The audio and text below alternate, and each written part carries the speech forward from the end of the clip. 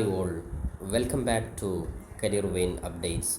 കേരളത്തിലെ പ്രധാനപ്പെട്ട open university ആയിട്ടുള്ള ശ്രീനാരായണ ഗുരു ഓപ്പൺ യൂണിവേഴ്സിറ്റിയിൽ നിലവിൽ ഡിഗ്രി PG ഒന്നാം വർഷവും അതേപോലെ തന്നെ രണ്ടാം വർഷം പഠിച്ചുകൊണ്ടിരിക്കുന്ന വിദ്യാർത്ഥികൾ ശ്രദ്ധിക്കേണ്ട പ്രധാനപ്പെട്ട ചില കാര്യങ്ങളാണ് ഈ വീഡിയോ നിങ്ങളുമായി പങ്കുവെക്കുവാൻ ആഗ്രഹിക്കുന്നത്.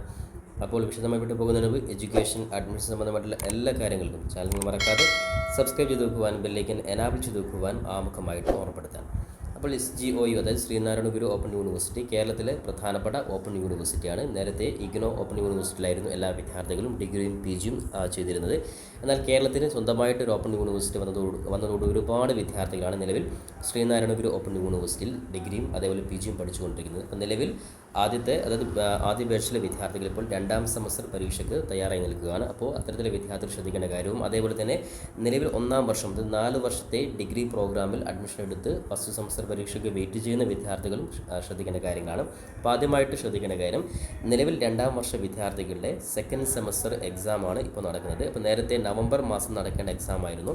പക്ഷേ പല കാരണത്താൽ യൂണിവേഴ്സിറ്റി എക്സാം നീട്ടി. ഇപ്പോൾ നിലവിൽ അവസാനമായിട്ട് ജനുവരി 4-ാം തീയതി വിദ്യാർത്ഥികളുടെ സെക്കൻഡ് സെമസ്റ്റർ പരീക്ഷ സ്റ്റാർട്ട് ചെയ്യുകയാണ്. അപ്പോൾ ആമുഖമായിട്ട് പറയാനുള്ളത്, നിലവിൽ യൂണിവേഴ്സിറ്റിയുടെ സെക്കൻഡ് സെമസ്റ്റർ പരീക്ഷയ്ക്ക് തയ്യാറായി നിൽക്കുന്ന മുഴുവൻ ഡിഗ്രി PG വിദ്യാർത്ഥികളും ശ്രദ്ധിക്കുക.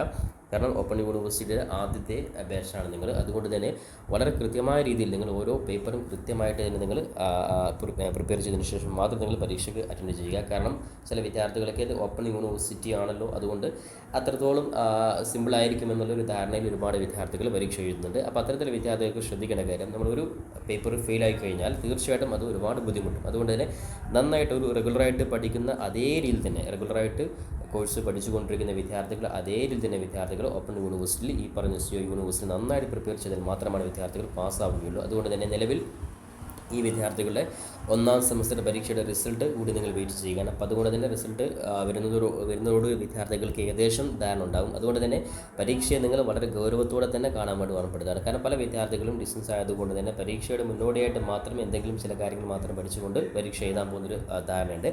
അത്തരത്തിൽ ധാരണയുള്ള വിദ്യാർത്ഥികൾക്ക് വളരെ ഗൗരവത്തോടു കൂടെ മാത്രം നിങ്ങൾ പരീക്ഷ കാണുക. ഇപ്പം നിലവിൽ നേരത്തെ എക്സാം വീണ്ടും മാറ്റി അവസാനമായിട്ട് 4/1/2025 ഫൈനൽ ടൈം ടേബിൾ വന്നിട്ടുണ്ട്. വിദ്യാർത്ഥികൾക്ക് ഹോൾ ടിക്കറ്റ് കൂടി നിങ്ങളുടെ പ്രൊഫൈൽ ലോഗിൻ ചെയ്തുകൊണ്ട് നിങ്ങളുടെ ലോഗിൻ ഐഡിയും പാസ്വേഡും വെച്ച് ലോഗിൻ ചെയ്ത് കഴിഞ്ഞാൽ ഹോൾ ടിക്കറ്റ് കൂടി നിങ്ങൾക്ക് ഇപ്പോൾ ഡൗൺലോഡ് ചെയ്യാൻ സാധിക്കുന്നതാണ്. അപ്പോൾ ഈ ഒരു ഹോൾ ടിക്കറ്റ് ഡൗൺലോഡ് ചെയ്തതിന് ശേഷം എന്തെങ്കിലും മിസ്റ്റേക്ക് ഉണ്ടെങ്കിൽ വിദ്യാർത്ഥികൾ നിങ്ങൾ അവിടെ കാണിച്ചിട്ടുള്ള കോൺടാക്ട് നമ്പറോ അല്ലെങ്കിൽ ഇമെയിൽ IDയിലോ നിങ്ങൾ ഡയറക്റ്റ് നിങ്ങൾ ബന്ധപ്പെട്ട് നിങ്ങളുടെ മിസ്റ്റേക്കുകൾ തിരുത്താനും കൂടി ഓർമ്മപ്പെടുത്തുകയാണ്.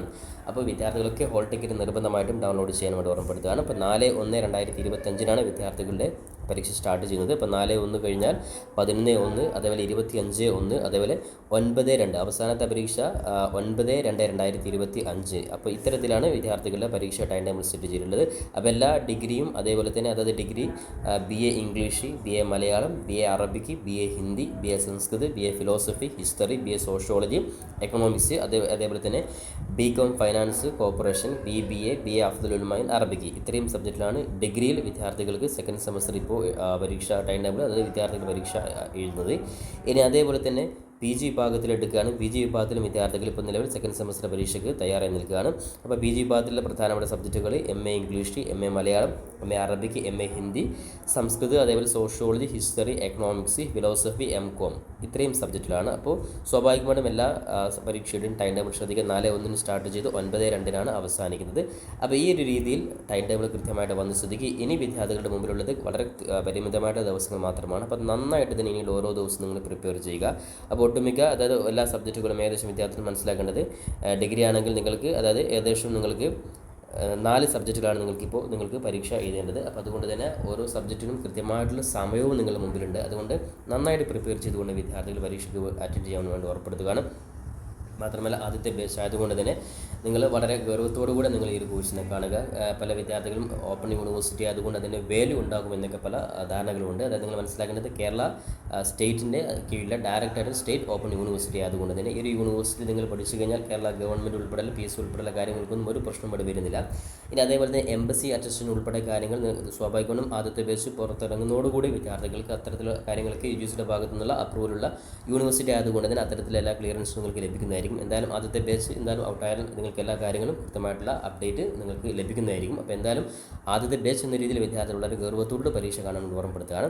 ഇനി അതേപോലെ തന്നെ നിലവിൽ 1ാം സെമസ്റ്റർ പഠിച്ചുകൊണ്ടിരിക്കുന്ന വിദ്യാർത്ഥികളുടെ വളരെ പ്രധാനപ്പെട്ട കാര്യമാണ് ഫസ്റ്റ് സെമസ്റ്റർ എക്സാം. അതായത് 4 വർഷത്തെ ഡിഗ്രി എന്നുള്ളത് ഒരുപക്ഷെ ഓപ്പൺ യൂണിവേഴ്സിറ്റിയിൽ ആദ്യമായിട്ട് 4 വർഷത്തെ FIUGP അതായത് 4 ഇയർ UG പ്രോഗ്രാം ആദ്യം അനുവദിച്ച യൂണിവേഴ്സിറ്റി നമ്മുടെ ശ്രീനാരായണ ഗുരു ഓപ്പൺ യൂണിവേഴ്സിറ്റിയാണ്. അപ്പോൾ അതുകൊണ്ട് തന്നെ ഈ ഒരു ഓപ്പൺ യൂണിവേഴ്സിറ്റിയിലെ 4 വർഷത്തെ ഡിഗ്രിക്കാരുടെ ആദ്യത്തെ സെമസ്റ്റർ പരീക്ഷയുമായി ബന്ധപ്പെട്ട് ഒരുപാട് വിദ്യാർത്ഥികൾക്ക് സംശയമുണ്ട്. അപ്പോൾ നിങ്ങൾ മനസ്സിലാക്കേണ്ടത് സ്വാഭാവികമായിട്ടും വിദ്യാർത്ഥികളുടെ സെമസ്റ്റർ പരീക്ഷ ഡിസംബർ, ജനുവരി, ഫെബ്രുവരി ഈ സമയത്ത് തന്നെ നടക്കേണ്ടത്. അപ്പോൾ നിലവിൽ സെക്കൻഡ് സെമസ്റ്ററിൻ്റെ പരീക്ഷ തന്നെ നവംബർ മാസം നടക്കേണ്ട പരീക്ഷ ജനുവരിയിലേക്ക് എക്സ്റ്റെൻഡ് ചെയ്ത സ്ഥിതിക്ക് വിദ്യാർത്ഥികളുടെ ഫസ്റ്റ് സെമസ്റ്റർ ഡിഗ്രി പരീക്ഷ എന്തായാലും ഏകദേശം ജനുവരി, ഫെബ്രുവരി, മാർച്ച് ഈ 3 മാസത്തിനുള്ളിൽ തന്നെ നിങ്ങൾക്ക് നടക്കുന്നതായിരിക്കും. അപ്പോൾ അതുമായി ബന്ധപ്പെട്ടുള്ള ഫൈനൽ സർക്കുലർ യൂണിവേഴ്സിറ്റി ഭാഗത്തു നിന്ന് ഉടൻ അപ്ഡേറ്റ് ചെയ്യുന്നതായിരിക്കും. അപ്പോൾ എന്തായാലും നിലവിൽ സെക്കൻഡ് സെമസ്റ്റർ പരീക്ഷയോടുകൂടെ വിദ്യാർത്ഥികൾക്ക് ഫസ്റ്റ് സെമസ്റ്റർ പരീക്ഷയുമായി ബന്ധപ്പെട്ട ടൈം ടേബിൾ ഉൾപ്പെടെ സർക്കുലർ ഉൾപ്പെടെ എല്ലാ കാര്യങ്ങളും നിങ്ങൾക്ക് ലഭിക്കുന്നതായിരിക്കും. അതുകൊണ്ട് തന്നെ ഫസ്റ്റ് സെമസ്റ്റർ വിദ്യാർത്ഥികളും